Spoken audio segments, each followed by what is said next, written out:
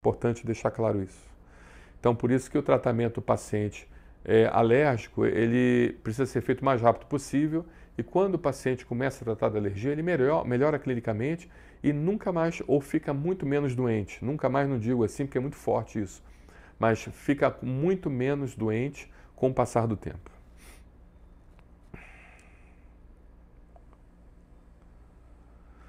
Como o ambiente da casa influencia nas crises alérgicas? Influencia bastante, né? Porque a casa da gente é o lugar que a gente passa um terço das nossas vidas, ou mais até, muitas das vezes. Às vezes, não só um terço, mas metade do tempo que a gente passa é em casa e não na rua. A gente trabalha 8 horas por dia, né? Mas enquanto a gente não está no trabalho, a gente vai para casa, né? A grande maioria das pessoas vai para casa, não continua na rua, né? Então a casa ela precisa ser muito bem tratada, porque ali é o lugar que tem mais ácaro, que tem mais poeira, que tem mais mofo, pelo único e simples motivo que você está dentro daquele ambiente. Se você está dentro do ambiente, você tem muita pele descamada ali dentro. A pele descamada ela é rica em queratina. A queratina serve de alimento para o ácaro se multiplica. Então, quanto mais ser humano tiver dentro de casa, maior a quantidade de ácaro. Por isso que a gente manda fazer o controle ambiental, principalmente aqueles objetos onde a sua pele entranha. Colchão, travesseiro, poltronas, sofá, onde você tenha um tipo de tecido que a pele ela entranha no tecido, ela penetra no tecido e ela serve de alimento para o ácaro, fazendo com que o ácaro se multiplique fortemente ali dentro, levando mais ainda o paciente a desenvolver processo alérgico. Então entenda que o controle ambiental é um dos pilares para o tratamento da alergia. Não adianta você fazer vacina, não adianta você fazer remédio, até adianta um pouco, mas se você não fizer o controle ambiental, a alegria, o sucesso não vai ser completo e você vai acabar tendo recidiva do quadro clínico, tendo que tomar novamente a vacina. E o ideal é que você tome uma vez na vida só a vacina, ou seja, um período da sua vida e depois nunca mais tome, tá bom? Não é que faça mal, mas é que o ideal é que você não fique doente, né? Porque cada vez que você fica doente, menos você produz e principalmente as crianças. Uma criança que fica doente sempre é uma criança que não desenvolve, né? A criança, quando fica doente, o organismo dela ele gasta toda a sua energia para combater aquela doença. Em vez de estar gastando no seu desenvolvimento psicológico, no seu desenvolvimento intelectual, no seu desenvolvimento físico, ela está gastando para combater aquela doença. Então, criança não deve ficar doente. O ideal é que a criança não fique doente, tá bom? Obrigado aí pela sua pergunta. Animais de estimação podem agravar alergias hormonais? Olha, não necessariamente. Não é agravar as alergias hormonais, pode agravar, de certa forma, de uma maneira conjunta, né? Multifatorial. Às vezes um paciente está desenvolvendo um processo alérgico que tem uma origem principal hormonal, né? Por excesso de estrogênio, que nós já conversamos aqui sobre isso.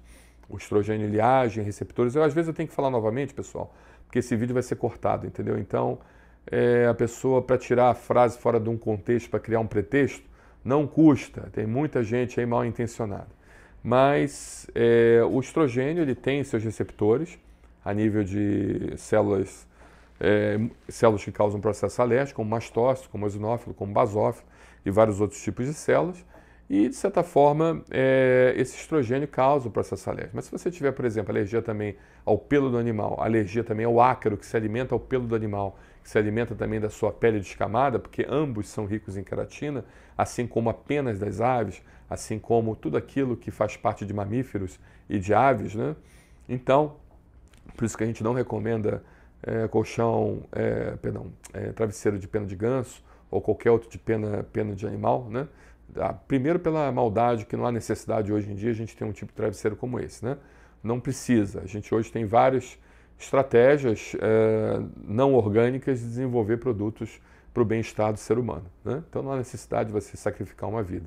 Não sou contra você comer um animal para se alimentar e tudo mais, mas que a coisa seja feita com responsabilidade e que a gente também respeite o animal, né? Tentar o máximo respeitar aquele ser vivo que está ali para nos servir. Por isso que existem religiões que respeitam muito os animais na hora do abate, como os judeus, a comida kasher, e também os islâmicos, né? A comida halal. Então, são comidas que respeitam os animais para que, durante o processo de sacrifício, eles têm um mínimo por assim dizer, de sofrimento, né?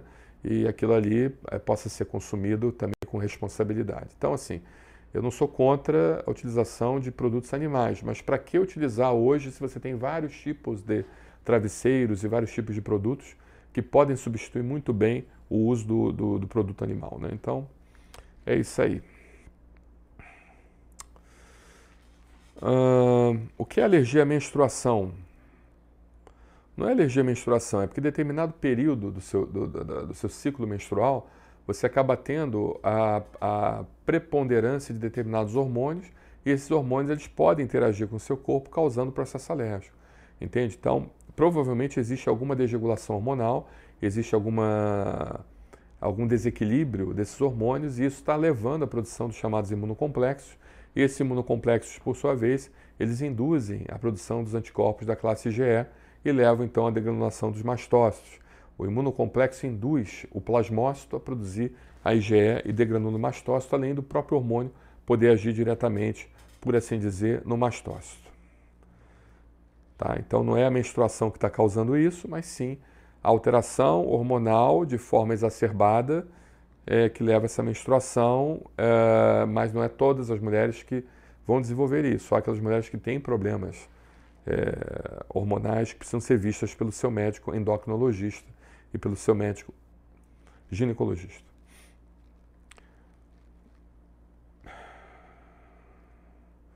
Como a menopausa pode influenciar alergias? Daquela forma como eu havia falado, né? O hormônio, quando ele começa a ficar em desequilíbrio, ele deixa o organismo mais suscetível a infecções, né? Mesmo em excesso, como em falta também. Então, quando ele começa a diminuir, o paciente ele fica mais suscetível a infecções, não, a alergias.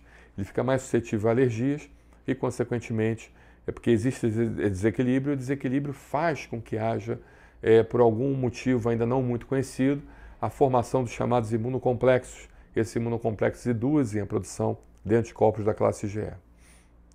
Essa questão da alergia ao estrogênio eu acho que eu já respondi, né? A alergia à gravidez também nós já falamos de asma gravídica, rinite gravídica, que pode acontecer. Agora tem essa pergunta aqui da tireoide. Como a tireoide influencia no sistema imune? Então, principalmente quando ela tem uma doença chamada tireoidite Hashimoto. Quando você tem a produção de autoanticorpos, antitireoglobulina, antitireoperoxidase, contra a sua tireoide, esses autoanticorpos podem agir no mastócito, no receptor de alta afinidade dos mastócitos e levar então à degranulação dos mastócitos, levando então o paciente a desenvolver um processo alérgico, que pode ser autoimune ou autoalérgico. Se for antitireoperoxidase, é uma resposta autoalérgica, ou seja, alergia a você mesmo. Você produz anticorpos de alergia a você mesmo, IgE específica contra você mesmo. E autoimune é uma doença de autoagressão, também a você mesmo, mas não é alergia, é autoagressão, você se agride a você mesmo.